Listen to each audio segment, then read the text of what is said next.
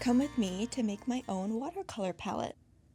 I am about to go take a ceramics class. It's a hand building class at Happy Medium, which I've mentioned before. It's a really fun art cafe in the city.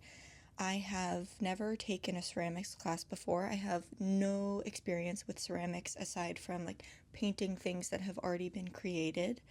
And this has been on my list to do for a while. I think it would be really fun to have and use a ceramic palette that I created myself. So I've looked up some videos. I have like a potential layout that I've created. Will I successfully make this?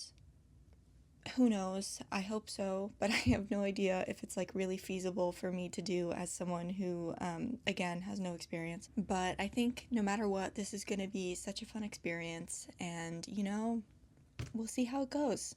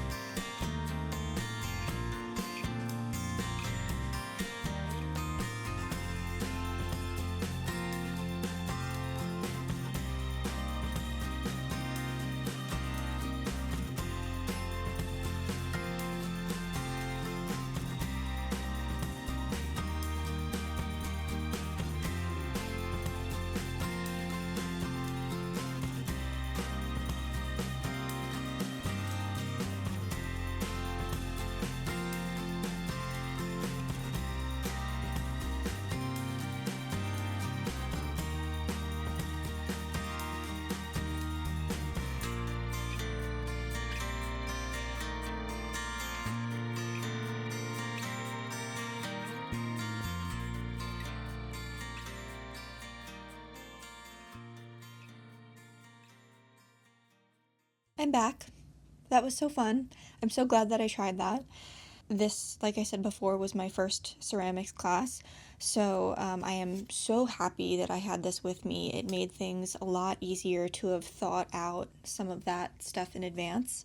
I did have to change the design a little bit just because I didn't have enough time to do all of the spaces that I was thinking that I was going to want, but I actually think that's probably a good thing. I don't mind having a bit more mixing space and not having like the really tiny wells. So I did what I had time to do. Next step is to wait a few weeks. So they're going to do like the first firing, and then I'm going to go back and paint it. So since it's going to be a watercolor palette and I want to be able to see what I'm mixing, the majority of the palette's going to be all white. But I think the edges of the ridges, I think that I can do something fun there. So I want it to be colorful. I'm trying to add some color into my space, so hopefully it doesn't crack or explode in the kiln. If it does, I'm going to be really sad. It is like thicker than I was originally anticipating. My plan going in was to trace the template and then carve out the wells, but the slab that I had wasn't quite thick enough for me to do that, so instead I had to build the wells on top of the slab with coils, but I think it'll be okay as long as it, again, doesn't crack or explode in the kiln. So I'm excited. I'm so glad that I'm doing this. And I'm going to keep the template in case all does not go well, and then I can try again. But yeah, that's it for now. Okay, hello, good morning. It has been not even a full week. I have already gotten an email that my piece is ready to be painted. Hopefully that means it's fully survived the kiln, no cracking, all of that, but we'll see. It's a very noisy New York City day, and I seem to be getting a cold, so I'm sorry about the sound quality of both of those things, but I have spent the last week thinking about how I want to paint my piece. I took a few photos before I left so I could pop them on my iPad and play around with some ideas. I want to keep it pretty simple, but make it colorful. Originally, I was thinking stripes, but I think the uneven nature of the ridges is not going to suit that pattern that I have in mind. So instead, I think I'm just going to go with some polka dots, keep it, again, simple, bright and fun. I'll do the outside and like the top of the ridges, and then the bulk of the palette will be white so that I can see when I'm mixing. And yeah, I'm very excited. We'll see how this goes.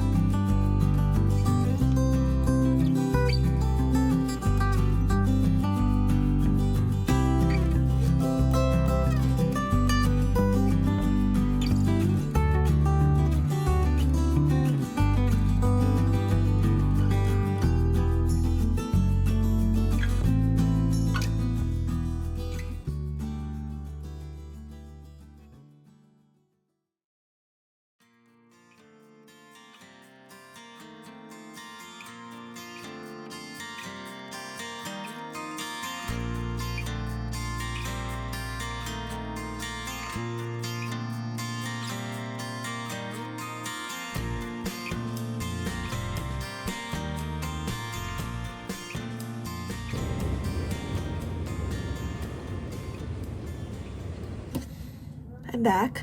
That was so fun again. I am really glad that I took Q-tips with me because I did definitely need them, and I needed a lot of them, so I'm glad I brought as many as I did. It's a little hard to tell how ceramics comes out because of how different the glazes look once they've been fired, so we'll see. But that was really fun, and I hope it turns out nicely.